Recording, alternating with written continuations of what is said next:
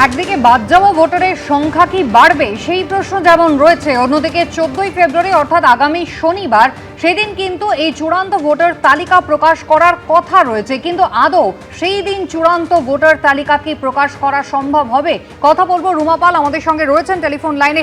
রুমা, এখনো পর্যন্ত শুনানির যা অবস্থা তাতে কাজ তো পুরোটা শেষ হয়নি, সেক্ষেত্রে আগামী শনিবার চূড়ান্ত ভোটার তালিকা কি আদৌ প্রকাশ করা সম্ভব হবে নির্বাচন কমিশনের পক্ষে? দেখো, জানিয়ে রাখি শুনানির সময়সীমা যেহেতু আজকে শেষ হচ্ছে, তবে বেশ কয়েকটি জায়গায় যেখানে জানিয়ে রাখি যে উত্তর কলকাতার 4টি বিধানসভা কেন্দ্র, অন্যদিকে মালদা আছে, দক্ষিণ 24 পরগনা, কারণ দুদিন আগে কিন্তু দক্ষিণ 24 পরগনার থেকে এসেছিল, যাদের মেচিয়াবুরুজে কিন্তু বেশ কিছু বাকি রয়ে গেছে শুনানি সেক্ষেত্রে, এবং কার্শিয়াংও বেশ কিছু জায়গায়, সেক্ষেত্রে এই সমস্ত জায়গায় কিন্তু শুনানির সময়সীমা বাড়বে। এবং জানিয়ে রাখি সিও দপ্তর সূত্রে খবর যে পুরো জায়গায় সমস্ত জায়গায় কিন্তু শুনানির কাজ শেষ হয়ে গেছে। যেখানে যেখানে অনুরোধ আসছে যে শুনানির কাজ বাকি রয়ে গেছে, সেক্ষেত্রেই কিন্তু শুনানির সময়সীমা বাড়ানো হবে। অর্থাৎ বোঝা যাচ্ছে যখন শুনানির সময়সীমা বাড়ছে, সেক্ষেত্রে অবশ্যই যে চূড়ান্ত ভোটার তালিকা যে প্রকাশের ক্ষেত্রে সেই সময়সীমাও কিন্তু বাড়তে পারে, এমনটাই কিন্তু কমিশন সূত্রে খবর। যদিও জানিয়ে রাখি যে খসড়া ভোটার তালিকা যেদিন প্রকাশের কথা ছিল তার থেকে কিন্তু পিছিয়ে গিয়েছিল, এবং সেক্ষেত্রে কিন্তু দেখা যাচ্ছে যখন ক্লেমস এন্ড অবজেকশনের বিষয় ছিল সেটাও কিন্তু 3 দিন পিছিয়ে গিয়েছিল। এবং শুনানির বিষয়টা যখন সামনে আসছে, পুরো শুনানি কিন্তু আজকে শেষ হচ্ছে না, এমনটাই কিন্তু কমিশন সূত্রের খবর। সেক্ষেত্রে চূড়ান্ত ভোটার তালিকার ক্ষেত্রেও কিন্তু সেই বিষয়টাই কিন্তু চোখে পড়ছে যে চূড়ান্ত ভোটার তালিকা 14ই ফেব্রুয়ারি আদবে প্রকাশ পাবে কিনা সেটা নিয়ে প্রশ্ন রয়েছে, সেটাও কিন্তু পিছিয়ে যাবে, এমনটাই কিন্তু কমিশন সূত্রের খবর। তবে কতদিন পিছবে সেটা কমিশন পরবর্তীতে জানাবে, কারণ এরপর যেটা রয়েছে এই শুনানি হওয়ার পর বেশিরভাগ ক্ষেত্রে দেখা যাচ্ছে যে আপলোড কিন্তু এখনো পর্যন্ত অনেকটাই বাকি রয়েছে, সেই সমস্ত কাজ চলবে। এই পুরো সিস্টেমটা হওয়ার পর কিন্তু নির্বাচন কমিশনে অর্থাৎ দিল্লি নির্বাচন কমিশনে যাবে, সেই নির্বাচন কমিশন সবুজ সংকেত দিলেই কিন্তু চূড়ান্ত ভোটার তালিকা প্রকাশ পাবে।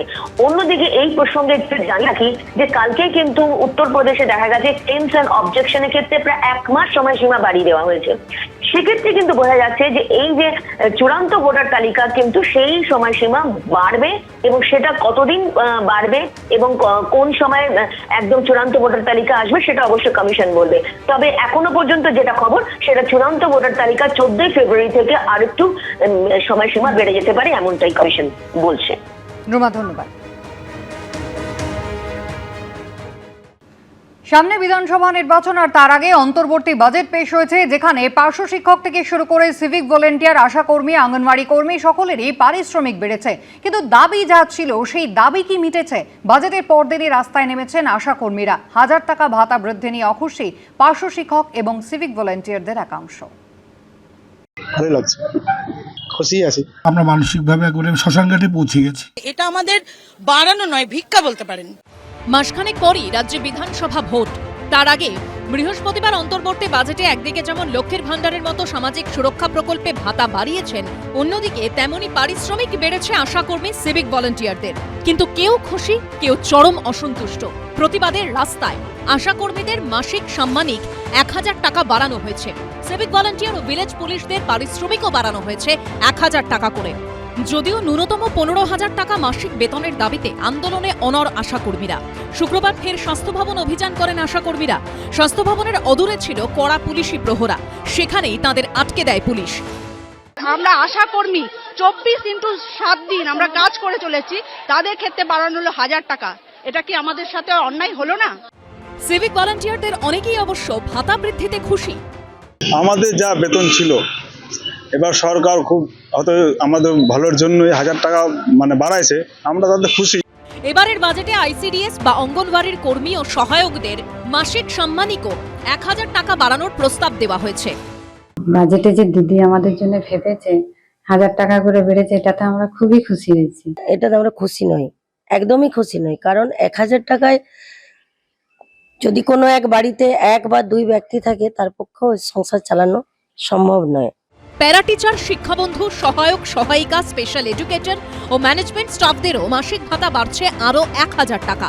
পাশাপাশি কর্মরত অবস্থায় মৃত্যু হলে নিকট আত্মীয়কে এককালীন 5 লক্ষ টাকা দেওয়া হবে। আমরা একেবারে আশাহত হয়ে গেলাম।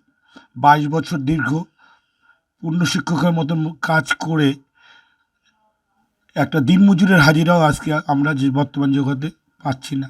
সব মিলিয়ে ভাতা বৃদ্ধি ঘিরে দরজা চরমে। অরিত্রিক ভট্টাচার্য, পূর্ণেন্দু সিংহ, শুভেন্দু ভট্টাচার্যর রিপোর্ট, এবিপি আনন্দ।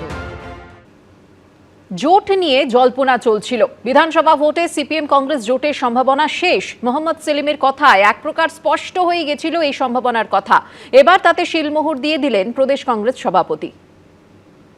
কংগ্রেসের মুশকিল হচ্ছে কংগ্রেস দলের দিক থেকে কোনো কিছু বলা হয়নি। কংগ্রেস সেই কারণে 294টি আসনে এককভাবে লড়ার সিদ্ধান্ত গ্রহণ করেছে। বিধানসভা ভোটে সিপিএম কংগ্রেস জোটের সম্ভাবনা শেষ। গত কয়েকদিনে সিপিএম এর রাজ্য সম্পাদক মোহাম্মদ সেলিমের কথায় এটা স্পষ্ট হয়েই গেছিল। এবার তাতে শিলমোহর দিয়ে দিলেন প্রদেশ কংগ্রেস সভাপতি শুভঙ্কর সরকারও।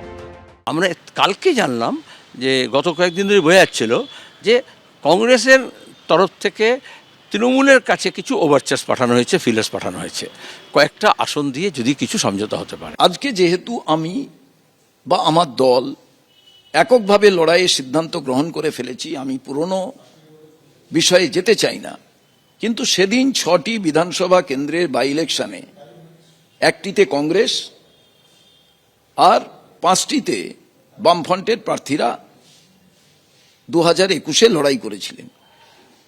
সেই দিন কেন জোটটা তৈরি হলো না সে বিষয়ে সবিস্তারে আমি বলবো না, কারণ আমি কিছু মানুষকে ব্যক্তিগত পর্যায়ে শ্রদ্ধা করি। কিন্তু সিপিএম কংগ্রেস জোট না হওয়ার জন্য দায়ী কে তা নিয়ে পরস্পরের ঘাড়ে দায় ঠেলেছেন সিপিএম এর রাজ্য সম্পাদক এবং প্রদেশ কংগ্রেস সভাপতি।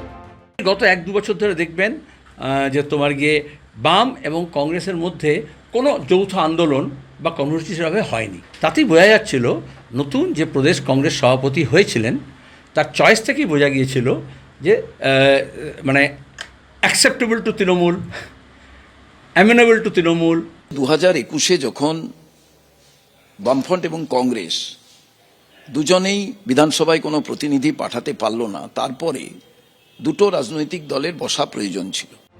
ইতিমধ্যে হুমায়ুন কবিরের সঙ্গে বৈঠক করেছেন সিপিএম এর রাজ্য সম্পাদক মোহাম্মদ সেলিম। আইএসএফ এর সঙ্গেও সিপিএম এর আলোচনা চলছে।